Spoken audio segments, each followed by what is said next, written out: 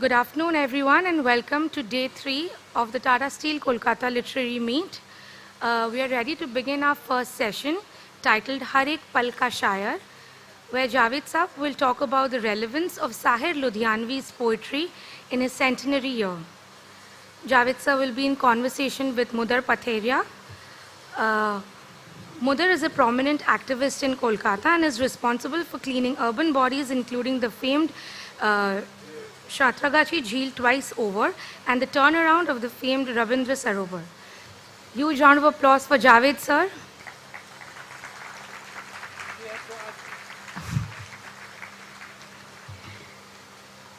And now let Mudar take over the conversation.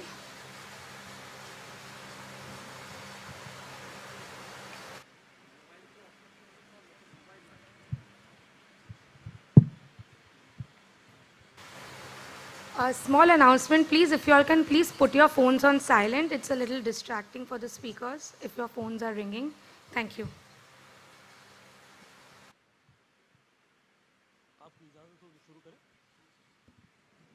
Javed साहब खुशामदीद। पहला सवाल अजीब सवाल तो नहीं है, but it's born out of curiosity. लोग कहते हैं कि साहिर साहब जब गुजरे तो आपके आगोश में गुजरे। Is it true? No, that's not true. I was at home and I was informed that he has passed away. He was at the place of Dr. Kapoor, who was his family doctor and a very close friend. They were playing cards, I think rummy, and he just passed away on the same table. At While the playing? table, While playing? It was a heart attack and instant. So that is where he died. When I was informed and I read, by the time the body was shifted to his house, which was not very far, and I spent my night there. I remember Dr. Kapoor called me, and there were only two old sisters of Sahir and one man Friday, whose name was Sabir Dutt, who used to live in Sahir's house. And Dr. Kapoor instructed that please see to it that his hands are straight, because in case of rigor mortis, then you can't straighten the hands. So I went, there was a white sheet on him, so I removed and I took his hands out and straightened them. And when I was straightening his right hand, this thought did occur to me, that this is the hand that has written all those songs which we remember and hum and sing and celebrate. Now it is nothing but dust. So that is how it was. Would that same hand, would the same fingers have responded with as much of passion today, seeing today's India, compared to what he saw maybe in his time? You see, his poetry would have remained the same, but I suppose nowadays the kind of films are made don't give you opportunity to write wo subha kabhi to aayegi ya ye duniya agar mil bhi jaye to kya hai.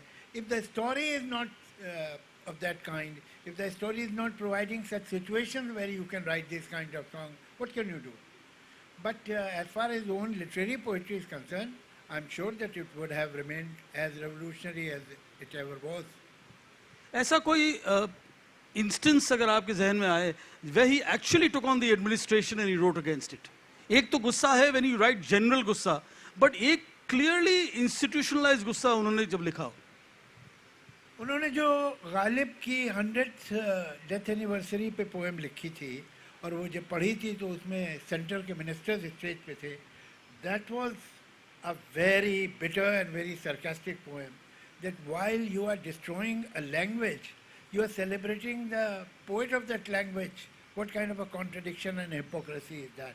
That poem says that. एक दूसरा कलाम था उनका, जिन्हें नाज है हिंद पर वो कहाँ है। I am certain that people in the administration in Delhi may not have taken that too kindly. And maybe it was an older poem and that was used in 1957 in Pyasa.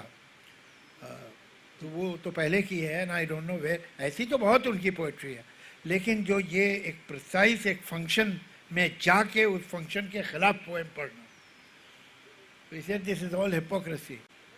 आदमी खुददार होगा। टेढ़ा आदमी था। वाह, क्या अल्फाज आपने इस्तेमाल किए, टेढ़ा। ये कभी आपने किसी भी इंटरव्यू में ये अल्फाज कभी साहिर साहब के लिए कभी इस्तेमाल नहीं किया, टेढ़ा। ये अगर आप टेढ़ा सीधा नहीं। Can you explain that a little? मतलब Contrarian, tangential, lateral. Yes, yes. Arrogant. Arrogant. And yes, and that was his arrogance and confidence that put him where he was in film industry. Before him, songwriters were taken for granted.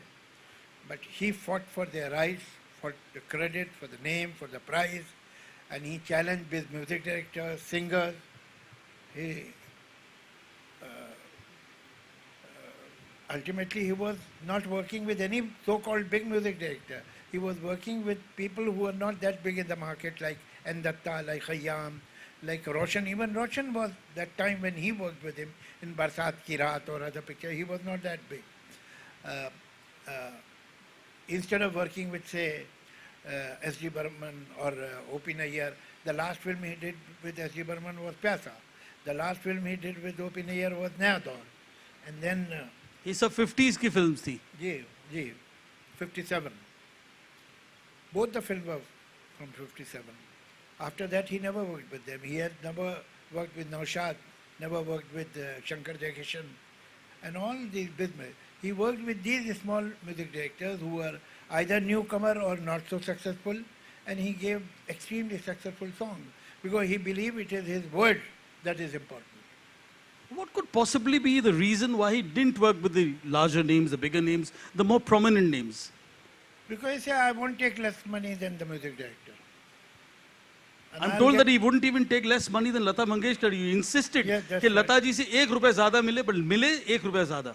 हाँ सही है, लेकिन अब मैं वो topic में जाना नहीं चाहता because she has passed away and I have great respect for her as an artist. तो मैं वहाँ intentionally I didn't work in that direction. One interesting observation is his friendship with somebody considerably younger than him. 2.5 decades between you and him, and yet he was your friend. उसकी वजह क्या होगी? At what wavelength, at what chemistry did both match? Actually, to begin with, he was the friend of my maternal uncle Majaz, who himself was a very well-known, very popular poet of his time, but he died very young. He was 42 when he passed away. Then he and my father were very good friends, very, very close friends. I think my father was his best friend and he was my father's best friend. But at the same time, he developed some kind of liking for me. He never called me Javed. He used to call me Naujawan. Naujawan? Ji. Wow. I was Naujawan that time, of course. I was perhaps 21, 22, 23 years old, 24. तो वो मुझे कभी नाम ही नहीं लेते थे, नौजवान ही कहते थे. उनके बोलने का बड़ा स्टाइल था वो, और भाई सुनाओ नौजवान क्या हो रहा है, ऐसे करके बात. तो इट्स वेरी स्ट्रेंज कि मैं उन्हें कभी कभी फ़ोन करता था. I was an assistant director living in very bad condition, और कभी कभी उन्हें फ़ोन करता था तो मुझे बुला लेते थे. तो फिर मैं और वो साथ में बैठते थे, and I used to drink that time. तो he would offer me scotch, which obviously I couldn't have afforded any other way anywhere else. तो फिर उसके बाद वहीं लेट नाइट होती थी, वहीं सो जाता था उनके घर पे, फिर अगले दिन सुबह आ जाता था. तो this was my routine. Why he had this confidence I don't know, because कभी कोई नया गाना लिखते थे तो मुझे सुनाते थे और मैं अपनी राय भी देता था. कभी कोई नई गज़ल या नज़्म लिखते थे तो मुझे सुनाते थे, तो मैं अपनी राय भी देता था. इम्प्रूवमेंट्स आप सजेस्ट करते थे?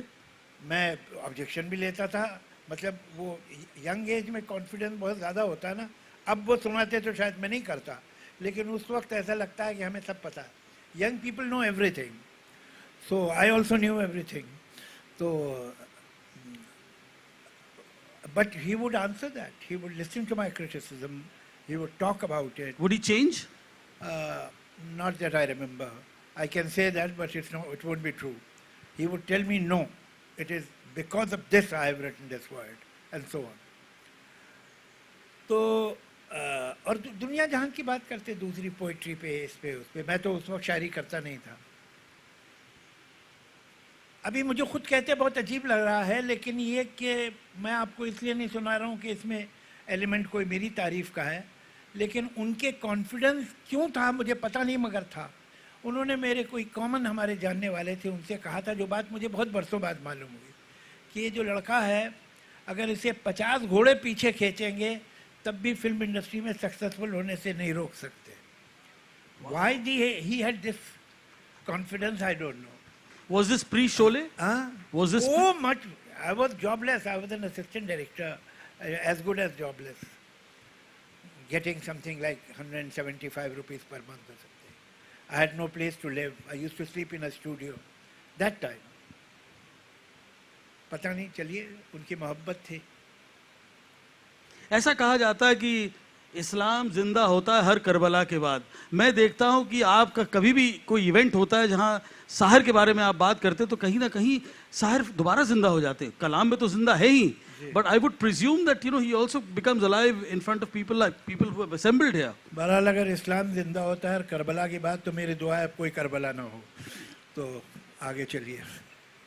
What would you actually say about the fact that you are now, you have emerged as a Sahir evangelist? कई प्लेटफॉर्म्स पे आप जाके साहिर के बारे में बात करते, यहाँ भी बुलाया गया. अभी देखिए क्या है, उसकी वजह यह है कि साहिर के जितने कलीग्स थे उनमें से कोई अब जिंदा नहीं है. जिन लोगों ने साहिर के साथ बरसों काम किया था और बहुत अच्छा काम किया था, वो चाहे यश चोपड़ा हो, उनकी पिक्चरों के गाने तो साहिर ने लिखे ज़्यादातर, एक्सेप्ट फॉर सिलसिला. उसके बाद साहिर ने गाने ही लिखने बंद कर दिए थे. तो सिलसिला में मैंने गाने लिखे थे. ख़याम जिन्होंने बहुत काम किया उनके साथ, रोशन जिन्होंने बहुत काम किया है, फिर बी.आर. चोपड़ा जिनकी कंपनी के गाने वो लिखते थे. तो उनमें से कोई है नहीं जो उनके कलीग थे. तो अब एक मैं ही बचा हूँ जो कि उन्हें जानता था. I can't claim to be his colleague और contemporary. I was much junior, at least 25-30 years junior to him. मगर ये कि अब मैं ही हूँ जो उन्हें जानता था पर्सनली और अच्छी तरह से जानता था. तो इसलिए मेरी वैल्यू इसलिए हो गई कि बाकी लोग मर गए.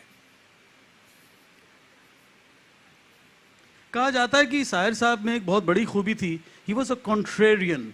ही could take a contrary stance. He could say things which most people would have never thought of.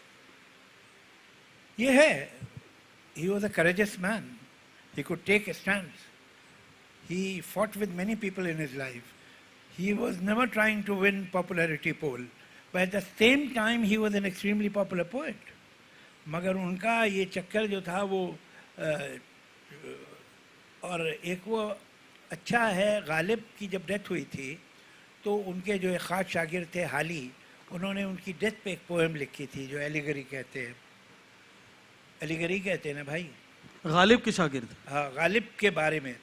He had Hali, his disciple, had written a poem, and it is one of the finest poems on Ghalib. उसमें एक line है, I'll have to translate it because the language is a bit difficult and unfamiliar. खाकसारों से खाकसारी थी, sir बुलंदों से इनकिसार न था. He was humble with the humble. He had humility with the humble, but he had no humility in front of the arrogant. So that is how he was. कि जो बड़े लोग कहलाते हैं, अब ये बिलीव था भाई म्यूजिक डायरेक्टर इम्पोर्टेंट होता है, सॉन्ग राइटर क्या. ही फॉट विद देम कि तुम्हारे ट्यून पे मेरे गाने नहीं चले हैं, मेरे गाने मेरे वर्ड पे चलते हैं.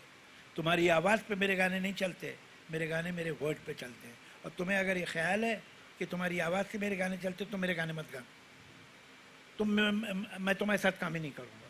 So he stopped working with big music directors to prove a point, and he did prove the point. Any instance that you can actually cite where he did prove a point? Like देखिए कागज़ के फूल में दोनों थे, sorry अपना प्यासा में S T Burman और साहिर. पिक्चर रिलीज हुई, म्यूजिक सुपर हिट हो गई, साहिर की और एस टी बर्मन का झगड़ा हो. गुरुदत्त ने साहिर को ड्रॉप करके कैफी आदमी को ले लिया और इसने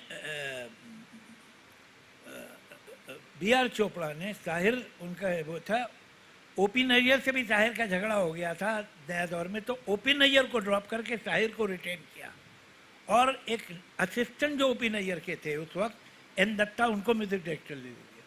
सो N Datta was just a newcomer. यहाँ पिक्चर बन रही थी कागज़ के फूल, वहाँ जो ओरिजिनल टाइटल था उस पिक्चर का वो था मुझे जीने दो.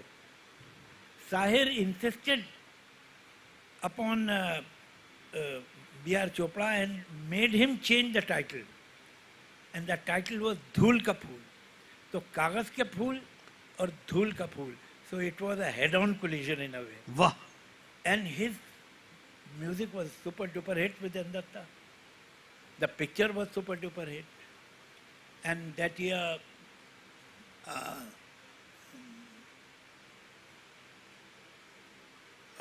I think the award for also for singing went to मुझे इसे धूल का फूल. धूल का फूल. जहाँ वो कलाम है न तू हिंदू बनेगा न मुसलमान बनेगा, आज भी लोग उसको याद करते हैं. एक चीज है कि somewhere Javed always, Sahir always remained a young poet, an angry young man. Even though he may have been in his mid-50s, he always portrayed an angry young man. तो उनके कलाम में भी वो फ्लेवर शायद रह गया लास्ट तक. हाँ हाँ, उनकी जो कलेक्शन है पोइट्री का उसी का नाम है तलखियाँ, which means bitterness. And one can understand from where this bitterness had come in his life. He was the son of an extremely wealthy zamindar, jagirdar, not zamindar. And the father divorced the mother. And although the father had married perhaps 11 times and he used to divorce wives after a little while and marry somebody else and so on. But he happened to be the only son the jagirdar had. Otherwise he only had daughters, and for jagirdars particularly a son, heir apparent, used to be very important. तो court में case गया and Sahir से पूछा court में 8 साल के बच्चे थे कि तुम अपनी माँ के साथ रहोगे कि बाप के साथ रहो, और उसने कहा मैं अपनी माँ के साथ रहूँगा. So in spite of a filthy rich father, he was brought up by a mother and lived in abject poverty. तो वो bitterness तो थी ही कहीं उसमें. Then obviously when you are poor, when you are unhealthy, when you don't have good clothes and good health, you are undernourished, then you are not a very attractive person. So he was rejected by those who he tried to love or be with. तो वो सारी जो deprivation थी ज़िंदगी की वो उसके अंदर आखिर वक्त तक उसकी bitterness रही. But at the same time he has written some of the finest romantic poems. He is known perhaps more as a romantic poet than as a revolutionary poet. ये आप कहेंगे? या और बहुत खूबसूरत पोएम्स लिखी, उसने बहुत अच्छी शायरी की. साहिर क्या होता है, it is very difficult to decide what is करिश्मा, बिकॉज अगर आपकी समझ में आ जाए करिश्मा तो आप भी पैदा कर लेंगे. This is something that you come to know when you face it. ये करिश्मेटिक है, मगर आप उसकी डेफिनेशन नहीं दे सकते हैं. What is so charismatic about say the portraits made by the Dutch masters, why they are such great paintings. What is so charismatic about Kishore Kumar's voice? Magar hai. What is so charismatic about some writers who become very popular, some poets who become very popular, some cricketers who become very popular. उन बहुत अच्छे अच्छे खेलने वाले भी हैं, लेकिन उनमें वो करिश्मा नहीं होता, वो लोगों की मेमोरी में नहीं रहते. कुछ लोग होते हैं जो मेमोरी में रहते हैं. ऐसे ही पोइट्री भी है. There are many poets who write very good poetry, लेकिन एक एक्स फैक्टर है. वो X factor we try to, because this is a nature that we try to find rationalize everything. So we try to find some reason. But if this was the reason, then we can create the reason, make things charismatic. It doesn't happen. So Sahir's poetry is charismatic. Sahir was a charismatic poet, like Faiz was a charismatic poet. Like Majaz was a charismatic poet in his time. वो charisma कहाँ से आता है? It is very difficult to decide. वही words हैं, dictionary के अलग से वर्ड तो लाते नहीं हैं, मगर जब ये इस्तेमाल करते हैं तो उनमें एक अलग जादू, एक अलग मैजिक, एक अलग एक इनेग्मेटिक क्वालिटी आ जाती है जो दूसरों में नहीं होती. अब उसकी वही पोएम है जो फिल्म में भी यूज़ हुई है, चलो एक बार फिर से अजनबी बन जाए हम दोनों. What a poem. And what an idea. तारुफ रोग बन जाए तो उसको भूलना बेहतर, ताल्लुक बोझ बन जाए तो उसको छोड़ना अच्छा, वो अफसाना जिसे अंजाम तक लाना ना हो मुमकिन, उसे खूबसूरत मोड़ दे के छोड़ना अच्छा। चलो एक बार फिर से अजनबी बन जाए हम लोग, ठीक है। करिश्मा की डिकोडिंग की एफर्ट आपने भी की होगी।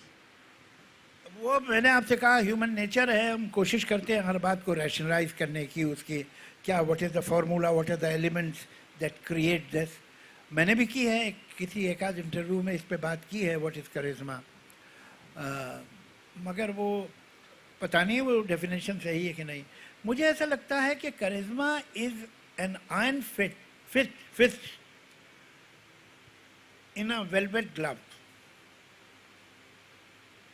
अगर मैंने नोट किया है कि आप स्टेज पे आ रहे हैं बोलने, तो the moment you get up from your seat the audience is noticing you.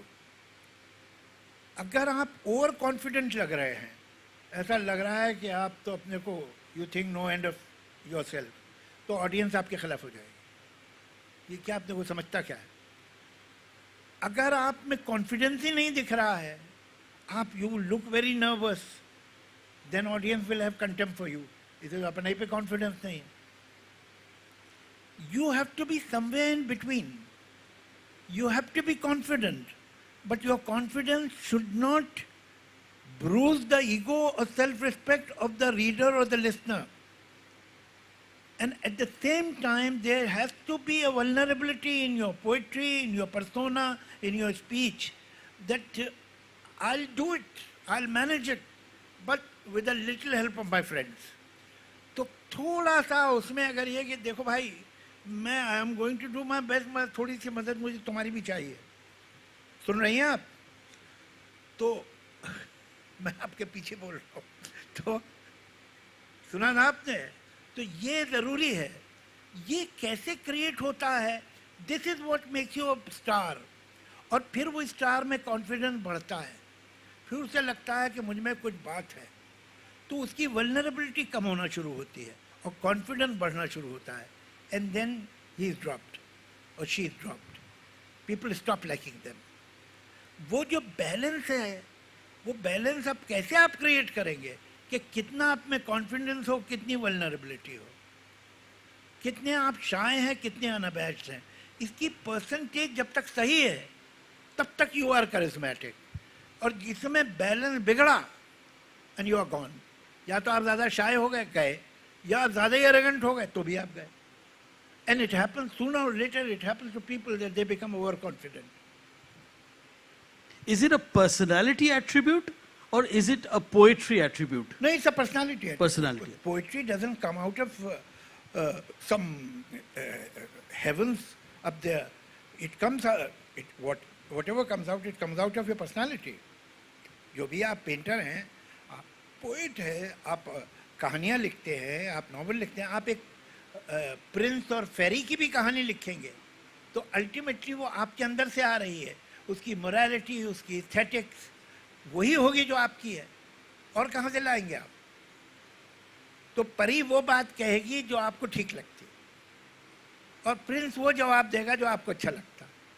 तो अल्टीमेटली तो आप ही की पर्सनैलिटी कहीं फेरी बन रही है, कहीं प्रिंस बन रही है, कहीं बेगर बन रही है, कहीं किंग बन रही है, लेकिन वो है तो आप ही की, वरना कहाँ से लाएंगे आप? Of the various attributes that you ascribe to Sahir, one very interesting attribute was his mother love. She was a really large figure in his life. How do you explain that? आपने तो उनकी माँ से भी आपकी मुलाकात हुई होगी, and of course Sahir you knew very well. How did the two individuals respond to each other? And as a result of it, some kalam that have actually come out across the years have been absolutely memorable, enduring, and even historic. देखिए, आप लोग को भी बात पता ही होगी जो मैं बोलने वाला हूँ, कि ये बुरा और अच्छा जो है, the good and the bad are not two different things. They are the same thing. It's a matter of proportion.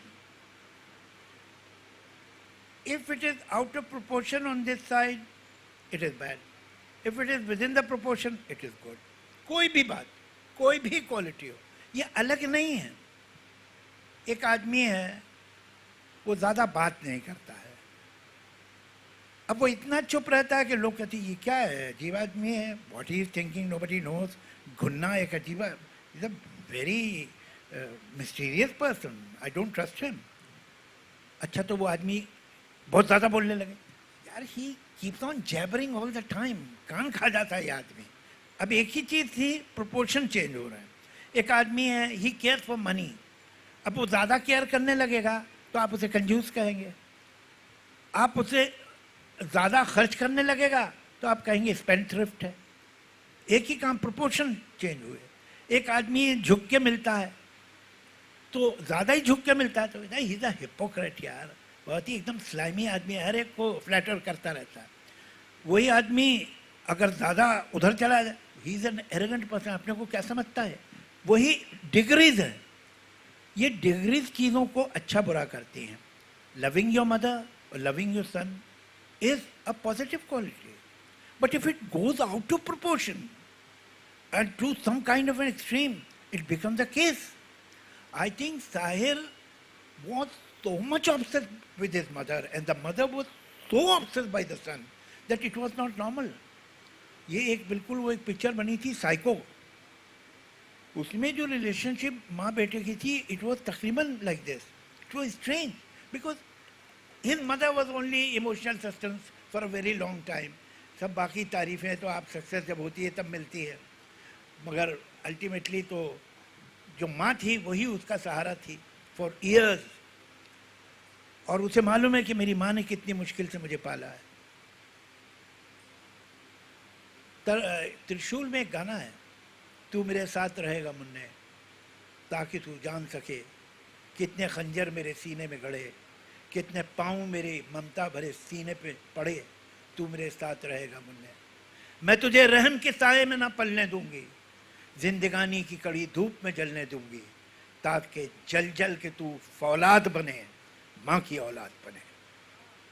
मेरी बर्बादी के ज़ामिन अगर आबाद रहे, मैं तुझे दूध न बख्शूंगी, तुझे याद रहे। तो ये जो मुझे ऐसा लगता है, ये पर्सनल फीलिंग से उसने ये गाना लिखा है, जो उसकी माँ की feeling. He was so, he could never go anywhere, to any function, to any city, to any place without his mother. Even a function in the same city? Oh yes, he would go with his mother. The mother was a permanent fixture in his life. Now they had a very long house, one room, then another room, then another room, then another room, and the last room was the living room, drawing room. So we would sit there and drink there, and he would say something. I say, Sahir साहब, बहुत अच्छी बात कही आप, बिल्कुल सही बात। तो पहले तो वो थोड़ी सी ह्यूमिलिटी करेंगे, अरे भाई, जैसे वो मुझे नौजवान कहते थे, अपने को फ़कीर कहते थे। फ़कीर? हाँ, फ़कीर। अब फ़कीर की दिमाग में जो आ गया उसने कह दिया। फ़कीर साधु संत को भी तो कहते ना भाई, और अलग लोगों को भी कहते। हाँ, है अलग लोगों को भी कहते। हाँ, फ़कीर मतलब जो सेंट है वो फ़कीर कहलाते हैं, जिन्होंने दुनिया छोड़ दी है। अब फ़कीर के ख्याल में आ गया, कह दिया, अब तुम्हें अच्छी लगी, भाई तुम नौजवान हो, नौजवानों को जो बात पसंद आए वो अच्छी होती है, ये सब कर देंगे थोड़ा बहुत। And then within a minute he would walk with a glass in his hand. He would cross one room, another room, reach the third room where the mother's bedroom was. The mother had no idea what is happening in the living room, and she would be doing something else. Then he'll tell the mother, माँ जी, वो जादू बैठा है, तो मैंने उसे कहा, तो नौजवान बोला वो कि ये तो बड़ी अच्छी बात है आपने कही। तो मैं, हाँ बेटा तूने बहुत अच्छा कहा, सही बात, कह दिया मैंने। And then he would walk back. Then after a little while I'll praise something, again he would take a walk and go to the mother and tell the mother. A grown-up man will not feel ऐसे जैसे बच्चा होता है, छोटा बच्चा, वो खिलौना कोई है या उसने बाहर क्रिकेट खेल रहा था, फोर मार दिया, बॉल बाउंड्री से बाहर चली गई, तो runs and tells the mother. That is how a grown-up man was. His obsession with the mother was not funny. It was strange. He never could marry because there was only one woman in his life, and that was his mother. ये सब बाकी जो कहानियां हैं, अमृता प्रीतम और ये और वो और फलां प्लेबैक सिंगर और ये सब बेकार बातें। इस बात की कभी आपने जिक्र उनसे की थी? क्या? Or did you find it too personal to discuss this with him? His mother obsession. About the mother? Yes, mother मुझे obsession. उनके घर से निकलना था क्या? He would throw me out. पागल हो गया मैं। तो वो तो सवाल नहीं है। That was his religion. जैसे आप किसी के religion को कुछ नहीं कह सकते. He was an atheist, but he worshipped his mother. तो वो relationship was beyond any proportion. अब लोग अभी एक सेमिनार हो रहा था तो वो तो अभी आजकल तो जूम पे ही सब कुछ होता था, शुक्र है अब रियल होना शुरू हुआ। तो वो प्रोफेसर यूनिवर्सिटी के साहब, साहिर साहब और अमृता प्रीतम जी का जो रिलेशनशिप था, मैं कहा भूल जाइए उसे, उसमें कोई दम नहीं था। अमृता प्रीतम को अगर साहिर से शादी करनी होती तो कौन रोक सकता था, और साहिर को अगर अमृता प्रीतम से शादी करनी होती तो कौन रोक सकता था। But they chose not to get married, chose not to get together. उसकी वजह यह है कि जो बड़ा आदमी होता है वो सिर्फ अपना फ्यूचर नहीं बनाता, वो अपना पास्ट भी बनाता है। और पास्ट में 2-3 अनसक्सेसफुल रोमांस हो तो पास्ट में एक डेप्थ आ जाती है, तो वो ज़्यादा अट्रैक्टिव हो जाता है। उनका रोमांस था वो हो नहीं सका। क्यों नहीं हो सका? कर लेते, वो करना ही नहीं था। मगर ये कि कलर आता है ना। अब आप सिर्फ ये कि क्या उठते थे, खाना खाते थे, पानी पी, गाने लिख देते थे, पोइट्री लिखते थे, फिर उनका पैसा लेते थे, फिर एक कार खरीद लेते, फिर चले जाते, फिर माँ जी के साथ आम लेने चले जाते, फिर वापस जिंदगी नहीं ना। उसमें 2-3 अनसक्सेसफुल रोमांस होने चाहिए टू मेक इट कलरफुल। तो ये देखो, ये लड़कियां समझ गई हैं बात। I can see that. पहली बात जो थी इस जनरेशन की समझ में आई थी, दूसरी बात उस जनरेशन की। तो ये है, तो उसको ज़्यादा सीरियसली लेने की ज़रूरत नहीं है। ये सब डेकोरेशन, लाइफ में डेकोरेशन जो है, इंटीरियर डेकोरेशन भी चाहिए होता है ना। But these are not the walls, these are not the ceilings, these are not the beams, these are interior decorations. मेरा आखिरी सवाल, in your moments of solitude do you hum Sahir Ludhianvi?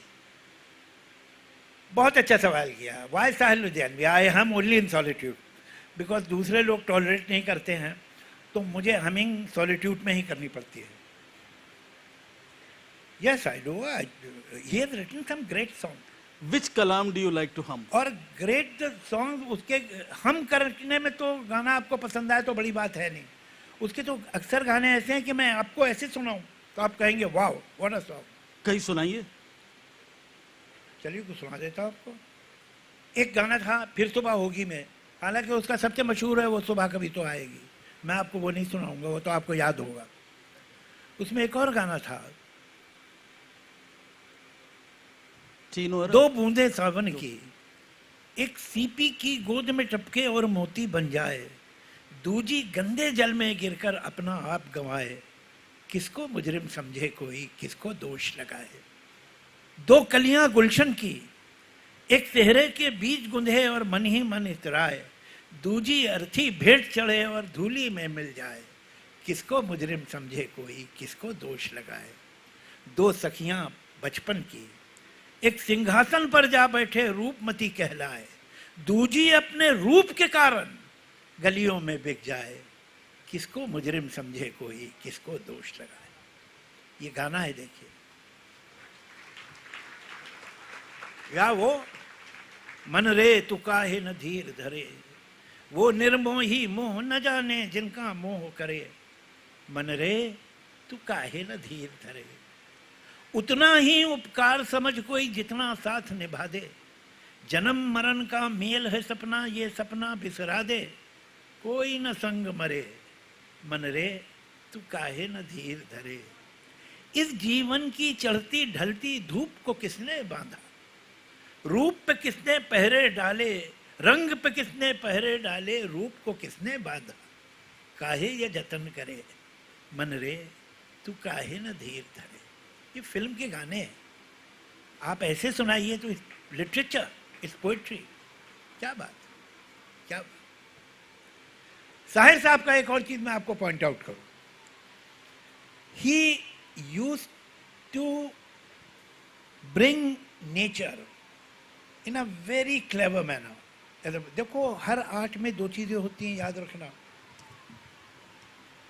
In every form of art, एक तरफ होता है passion, fantasy, imagination, dreams, romance, feelings, और उसके दूसरी तरफ एक चीज होती है craft, which is mathematical, which is logical, which is objective, which is almost calculating, clever.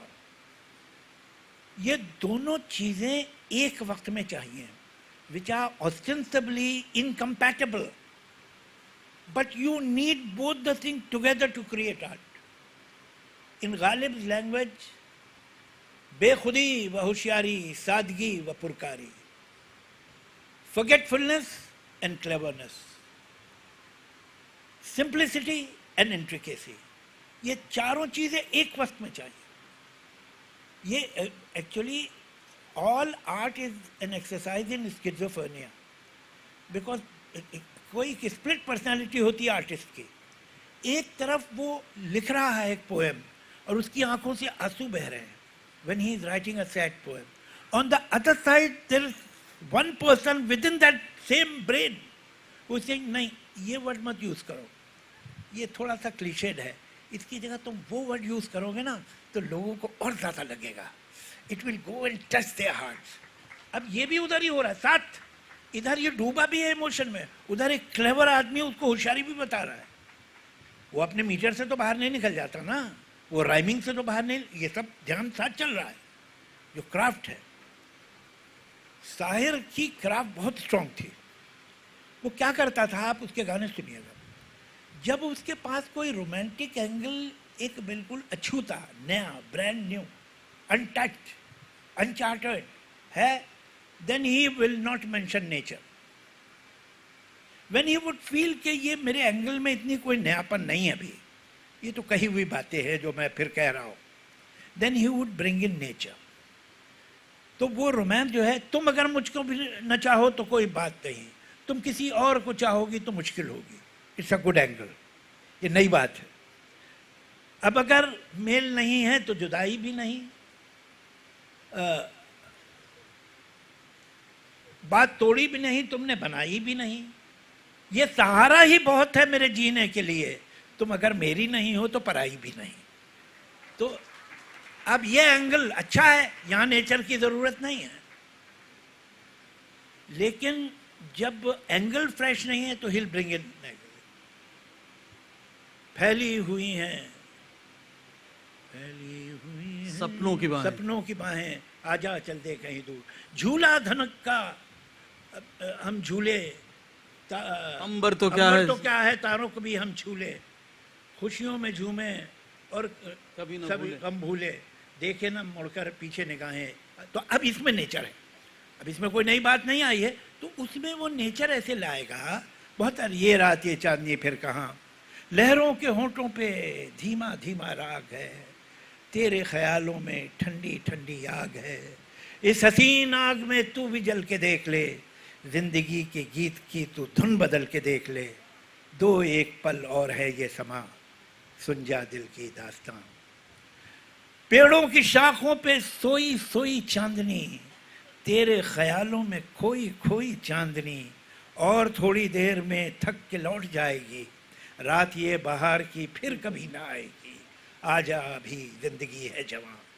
अब देखो यहाँ अगर गौर से देखो, नेचर हटाओ तो कोई नई बात नहीं है, he is just calling a. लेकिन वो नेचर की वजह से it turns into a dance of universe. Romance is not only तू मैं तू, देन उसमें he includes the universe and it becomes more ethereal, bigger and larger than life. But the moment he gets a good angle, then he forgets nature. अभी जरूरत नहीं हो उसकी. मैंने शायद तुम्हें पहले भी कभी देखा है, अजनबी सी हो मगर गैर नहीं लगती हो, वहम से भी हो जो नाजुक हो यकीन लगती हो, हाँ ये फूल सा चेहरा, ये घनेरी जुल्फे, मेरे शेरों से भी तुम मुझको हंसी लगती हो. अब यहाँ उसको ज़रूरत नहीं नेचर की, कि मैंने शायद तुम्हें पहले भी कही थी, नई बात, चलो एक बार फिर से अजनबी बन जाएं हम दोनों। तो ये एक नई बात है कि वो अपनी बिलेवर्ड से कह रहा है कि let us become strangers once again. यहाँ नेचर नहीं चाहिए, लेकिन जब एंगल में कोई फ्रेशनेस हो तो हिल ब्रिंग द नेचर इन। तो ये उसे नेचर बड़े क्रिएटिवली यूज, अब तो नेचर यूज ही नहीं करते लोग।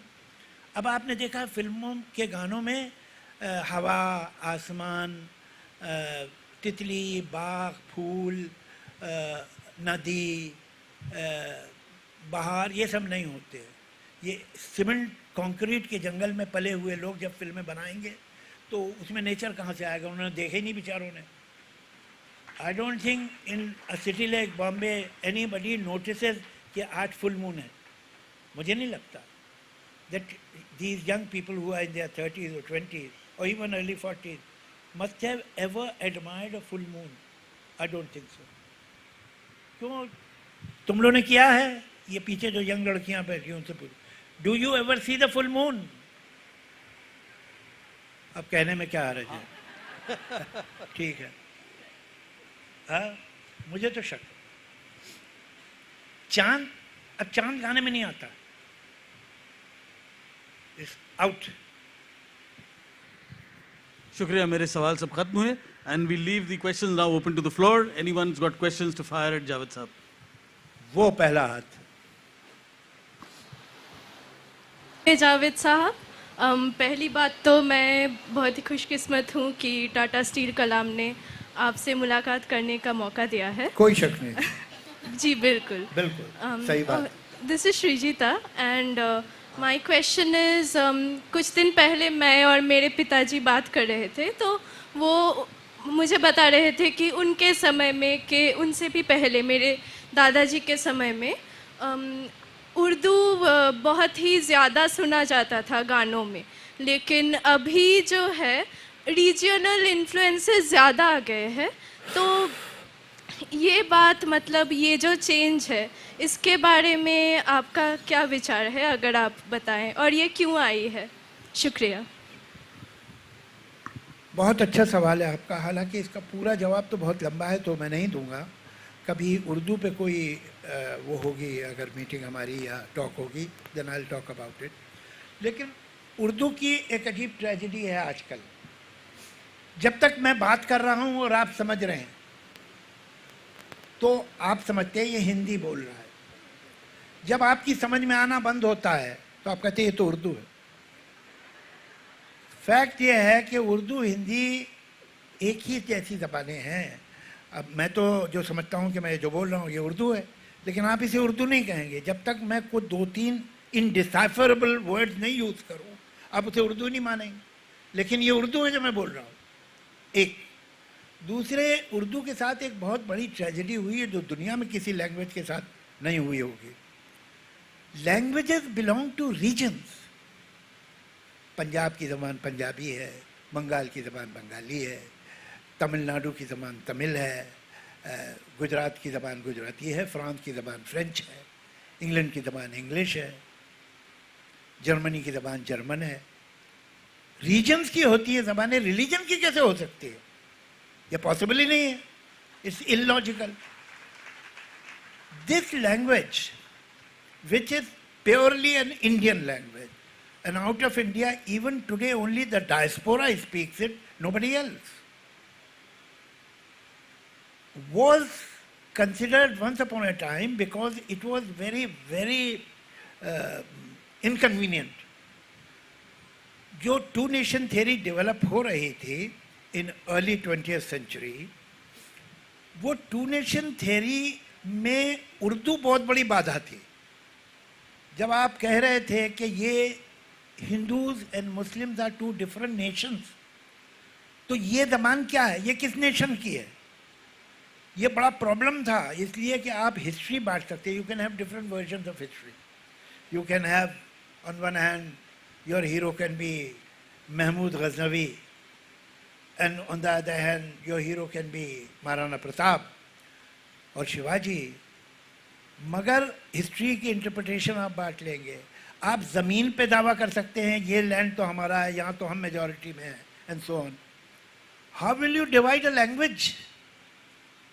हिस्ट्री डिवाइड कर सकते हो, ज़मीन डिवाइड कर सकते हो, लैंग्वेज डिवाइड नहीं कर, क्या करें? वर्ब आप रख लीजिए, नाउन हम रखेंगे, ऐसा तो हो नहीं सकता.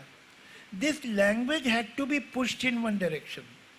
The fact is that I can say it with great pride that unlike almost all the languages of the world, which started, their poetry started with hymns and prayers in praise of the deities or gods, whether in Europe or any other part of the world.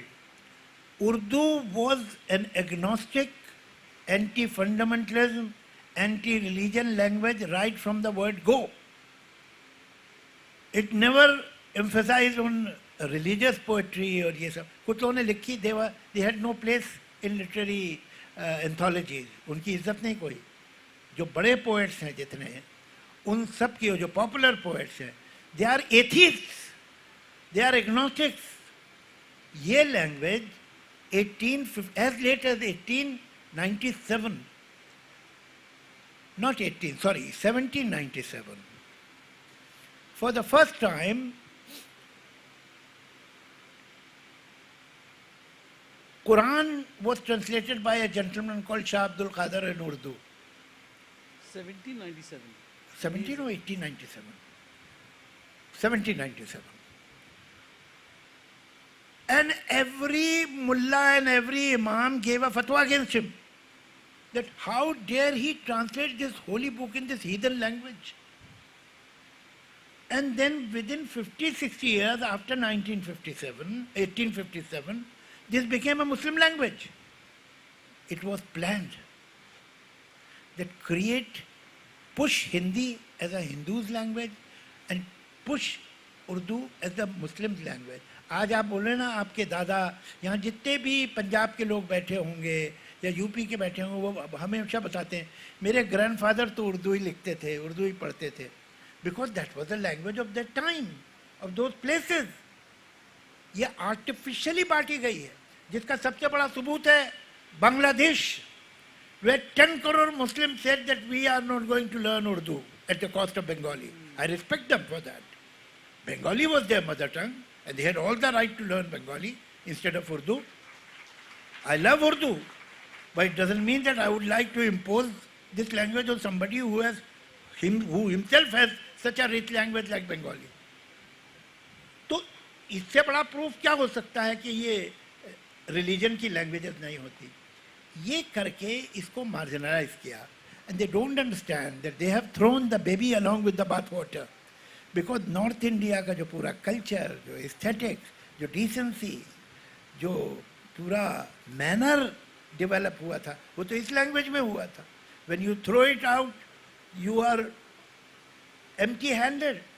You lose so many traditions, you lose so much of culture, you lose so much of aesthetics. अभी भी आप देखिए, ये north India में अक्सर मैं देखता हूँ, when somebody wants to be extra in perhaps with tongue in cheek, firmly in cheek, कि ज़रा civilized बोलने तो गलत उर्दू बोलने लगता है, आधा वर्ड है, कुछ ऐसा करने लगता है. तो वो अभी भी उनको मालूम है कि Urdu is a polished, civilized language and no thanks to any community. Everybody's language, it was.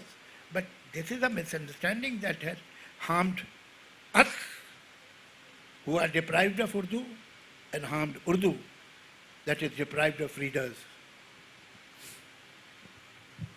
कलाम की मोहतरमा मुझे सिग्नल दे रही है कि अपना वक्त खत्म होने आया. साहब एक तो मर्द का सवाल कर ले दीजिए. अच्छा चलिए. सब औरतें ही पूछ रही है. ये रिवर्स डिस्क्रिमिनेशन भी ठीक नहीं है. हेलो जावेद साहब. तो क्योंकि हम साहिर के बारे में बात कर रहे हैं तो मुझे याद आता है ताजमहल के बारे में, जब वो कहते हैं कि कहीं और मिलाकर मुझसे. तो इतनी अलग पर्सपेक्टिव पोएम में जब आपने पहली बार सुनी तो आपने क्या सोचा? मैंने जब पहली बार सुनी थी तो मैं इस काबिल ही नहीं था कि कुछ सोच सकूँ. I was too young. तो उसमें मैं क्या सोचता, बस लोगों ने बताया बहुत अच्छी पोएम है, तो हमने कहा अच्छी है. फिर बाद में बड़े होकर मालूम हुआ वाकई अच्छी है. तो लेकिन ये कि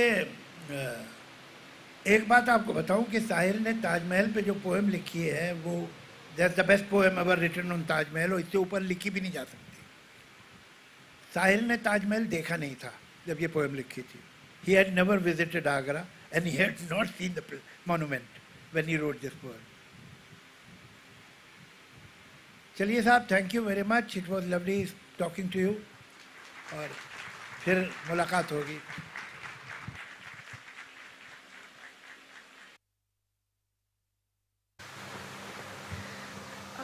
Thank you so much, sir.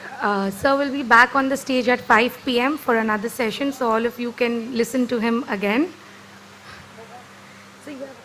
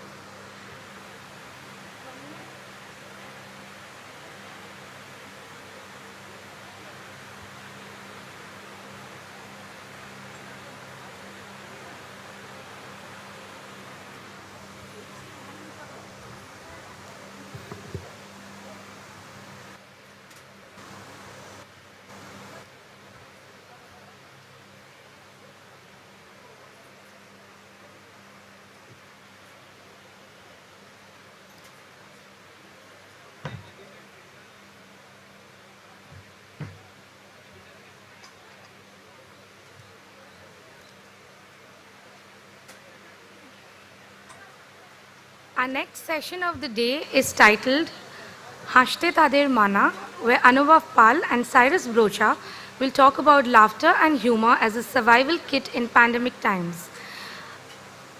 Anubhav and Cyrus were there with us yesterday as the closing act of the literary meet, and all of you who were there at GD Birla would have enjoyed it a lot.